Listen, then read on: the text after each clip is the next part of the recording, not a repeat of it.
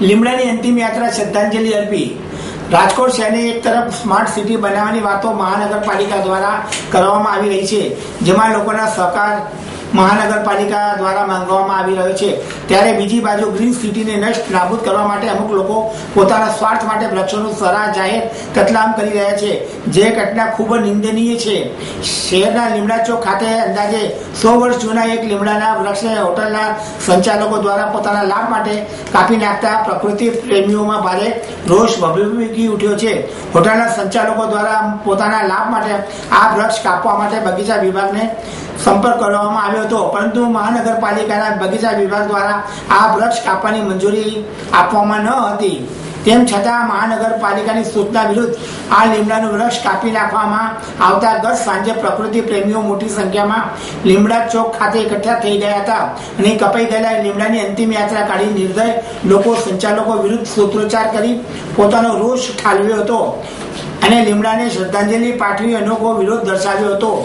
લીમડો છે ગઈ મોડી રાત્રે જે હોટલના માલિકોએ જેમને હોટલનો સીન સારો ન દેખાય એટલા માટે થઈ અને રાત્રે 2 થી 3 વાગ્યાની વચ્ચે આ લીમડો કાપી પાડ્યો છે વિના મંજૂરી લીધા વગર। ત્યારે મારે એટલું કેવું છે કે એક બાજુ મુખ્યમંત્રી આનંદીબેન પટેલ વૃક્ષ વાવો હરિયાળી લાવો જેના ઝુંબેશો કરે છે, પણ ખરેખર સત્ય હકીકત એ છે કે આ ઝાડુ કાપી નાખ્યું તો કેની પરમિશન લીધી? 100 વર્ષ જૂનું ઝાડુ હતું, એની અમે સ્મશાન યાત્રા કાઢી અને બીજા નંબરમાં એને શ્રદ્ધાંજલિ આપી કે આ ઝાડુ ખરેખર કાપ્યું એ હૃદયથી અમને બધાને વૃક્ષ પ્રેમીઓને લાગણી દુભાણી એના અનુસંધાને અમે આજે આ કાર્યક્રમ રાખેલો છે। આંગડિયા લૂંટ કેસનો આરોપી ઝડપાયો। રાજકોટ શહેરના કરણપરા વિસ્તારમાં શુક્રવારની રાત્રે આંગડિયા પેઢીના 2 કર્મચારીઓ આંતરિક અકસ્માત તરકટ રચી 2 ઇસમો 5.75 લાખના રોકડ અને એક્ટિવા લૂંટી નાસી છૂટ્યા હતા, જ્યારે ત્યાં સ્થળ પર હાજર રહેલા સૂત્રોચ્ચાર ઝડપાઈ જતા પોલીસે લૂંટનો ભેદ ઉકલી નાખ્યો હતો। દેવપરામાં રહેતા લૂંટારા પૈકીના ઇરફાનના સસરાના ઘરેથી 3.75 લાખ રોકડા પોલીસ કબજે કર્યા હતા। પોલીસે બંને ઇસમોની શોધખોળ શરૂ કરી હતી। પોલીસ તપાસમાં લૂંટના માસ્ટર માઇન્ડ રજાકને દેવું વધી જતા લૂંટને અંજામ આપ્યો હોવાનું બહાર આવ્યું છે। કરણપરામાં આવેલી ઉમા આંગડિયા પેઢીમાં નોકરી કરતો મૂળ વિજાપુરનો વિપુલ રમેશભાઈ પટેલ અન્ય એક કર્મચારી સાથે ₹5.75 લાખની રોકડ ભરેલો થયેલો એક્ટિવામાં મૂકી સોની બજારના પેઢીની બ્રાન્ચે જવા નીકળ્યો હતો।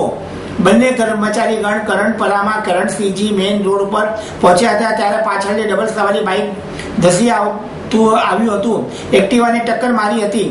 અકસ્માતમાં બાઇકમાં નુકસાન થવાનું તરકટ રચીને બંને શખ્સોએ એક્ટિવા લઈ જવું પડશે તેમ કહી એક્ટિવા પડાવવાનો પ્રયાસ કર્યો હતો અને છરી કાઢી વિપુલ પટેલ ઉપર હુમલો કર્યો હતો। હાથમાં છરીના ઘા લાગતા વિપુલ પાછળથી ધકેલાઈ ગયો હતો। તેની સાથે જ બંને શખ્સો બાઇક મૂકીને એક્ટિવા લઈ ગયા હતા, પરંતુ તેનો માસ્ટર માઇન્ડ પોતાનું બાઇક લઈને ત્યાંથી નાસી છૂટવામાં સફળ થયો હતો અને લોકોના હાથે પકડાઈ ગયો હતો। બાદમાં તેને પોલીસ હવાલે કરવામાં આવ્યો હતો।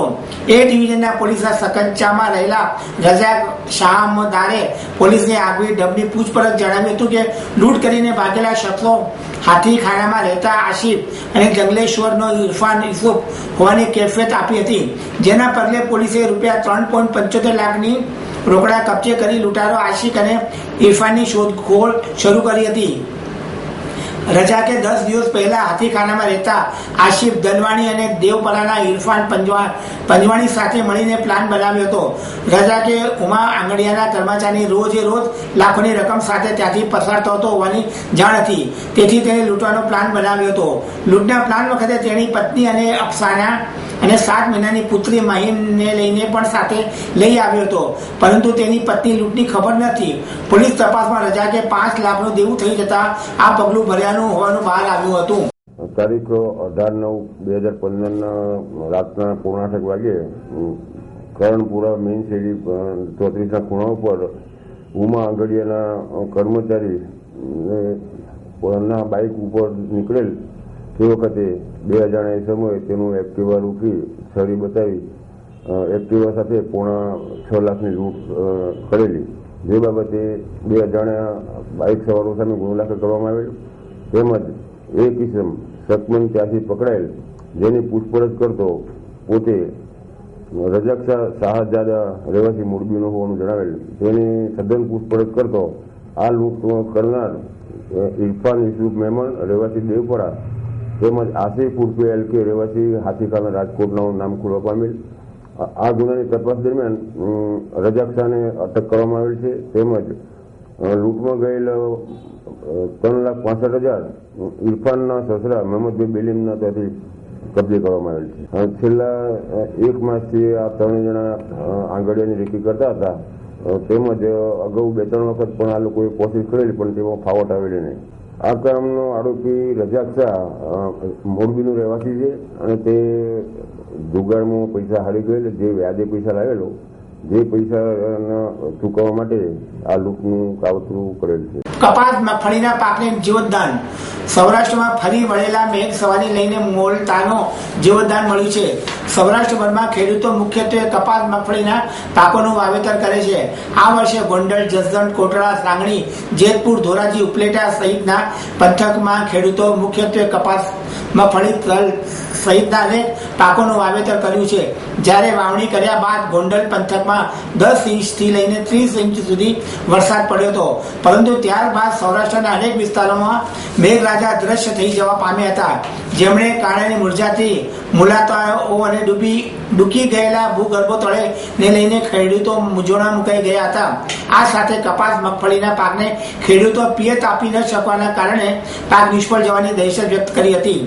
સૌરાષ્ટ્રભરમાં ખેડૂતો મૂંઝાતી મોલાતા સમયે જ છેલ્લા 2-3 દિવસથી સતત પડેલા ભારે વરસાદના સાથે 3 ઇંચથી લઈને 9 ઇંચ જેટલો વરસાદ પડતા કપાસ મગફળીના પાકને જીવતદાન મળ્યું છે.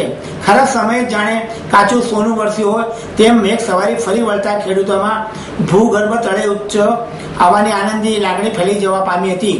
ખેડૂતોને પાક નિષ્ફળ જવાની દહેશતવાળાએ જ મેઘરાજાએ કરેલા આગમનને લઈને ખેડૂતો હવે કેવું પાક ઉત્પાદન મેળવશે તે સમય બતાવશે. છેલ્લા 2 મહિના વરસાદ નહોતો થતો અને છેલ્લા 3 દિવસ વરસાદ સારો પડી રહ્યો છે. તેથી કરીને કપાસ અને મગફળીના પાકને બહુ સારું જીવનદાન મળ્યું છે અને કૂવામાં પણ પાણી ચડી ગયા છે. આરોગ્ય અંગે લોકોને જાગૃત કરવા મીટિંગ. રાજકોટ શહેરને રોગચાળો ભરડો લેતા ઠેર ઠેર માંદગીના ખાટલો જોવા મળી રહ્યો છે. સ્વાઇન ફ્લૂ અને ડેન્ગ્યુના કહેર વચ્ચે લોકો ફફડી રહ્યા છે. ત્યારે આરોગ્ય અંગે લોકોને જાગૃત કરવા અને ખાસ કરીને ડેન્ગ્યુના રોગથી બચવા માટે મ્યુનિસિપલ કમિશનર દ્વારા લોકોને સાથે રાખીને સાવચેતીના પગલાં લેવા અપીલ કરવામાં આવી રહી છે. મ્યુનિસિપલ કમિશનર શ્રી વિજય નેહરા દ્વારા મહાનગરપાલિકા ખાતે એક મીટિંગ યોજવામાં આવી હતી, જેમાં પત્રકારો સમક્ષ માહિતી આપતા કમિશનરશ્રીએ જણાવ્યું હતું કે હાલની પરિસ્થિતિમાં સ્વાઇન ફ્લૂ રોગ કાબુમાં છે, પરંતુ છેલ્લા 1 સપ્તાહથી ડેન્ગ્યુના કેસોમાં ચિંતાજનક વધારો થતા આગામી દિવસોમાં આ રોગ વધુને વધુ વકરે અને લોકો ઉપર ડેન્ગ્યુનું જોખમ ન ઊભું થાય તે માટે લોકોને વેપારીઓ જાગૃતિ કરવામાં આવશે. ખાસ કરીને બહેનો પોતાના ઘરની આજુબાજુ કે અગાસી ઉપર કે કોઈ વેસ્ટ વસ્તુઓ પાણી ન ભરાય તેની ખાસ કાળજી રાખે, તેમજ ઘરની આજુબાજુમાં સફાઈ કરી ચોખ્ખાઈ કરે. તે ઉપરાંત વેપારીઓ અને ધંધાર્થીઓ પણ પોતાના વ્યવસાયમાં ચોખ્ખાઈ રાખે તેવી અપીલ કમિશનરશ્રી દ્વારા કરવામાં આવી હતી. સાવચેતી રાખવાથી ડેન્ગ્યુ બીમારી ઉપર નિયંત્રણ લાવી શકાય છે તેમ હોય લોકોએ તમામ બાબતો ધ્યાનમાં રાખી લેવી જોઈએ તેવું જણાવ્યું હતું. છેલ્લા 2 અઠવાડિયાથી જે ડેન્ગ્યુના કેસો છે એમાં વધારો જોવા મળેલ છે અને ખાસ કરીને છેલ્લા 3 દિવસથી જે સતત વરસાદ થઈ રહ્યો છે એને લઈને આવનાર સમયમાં 2-3 અઠવાડિયામાં ખાસ કરીને ઓક્ટોબર મહિનામાં ખૂબ મોટો વધારો ડેન્ગ્યુના કેસોમાં થવાની શક્યતા રહેલી છે. આવી શક્યતાને પહોંચી વળવા માટે અને આવી પરિસ્થિતિનું નિર્માણ ના થાય તેના માટે આગમચેતીના ભાગરૂપે આજે બધા જ વિભાગના વડાઓને આજે મીટિંગ બોલાવવામાં આવી છે.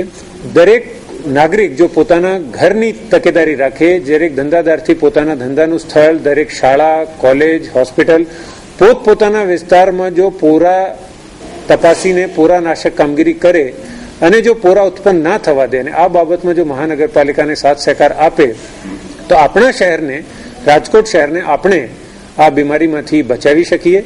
મારી ફરી નાગરિકોને આગ્રહપૂર્વક વિનંતી છે કે આ જે પરિસ્થિતિ છે એ બગડે નહીં અને મહાનગરપાલિકા અત્યારે ખૂબ મહેનત કરી રહી છે. આપનો સાથ સહકાર અમને મળે તો રાજકોટને આપણે આ ડેન્ગ્યુમાંથી મુક્તિ મેળવવા માટે ખૂબ એક સારી કામગીરી કરી શકીએ છીએ.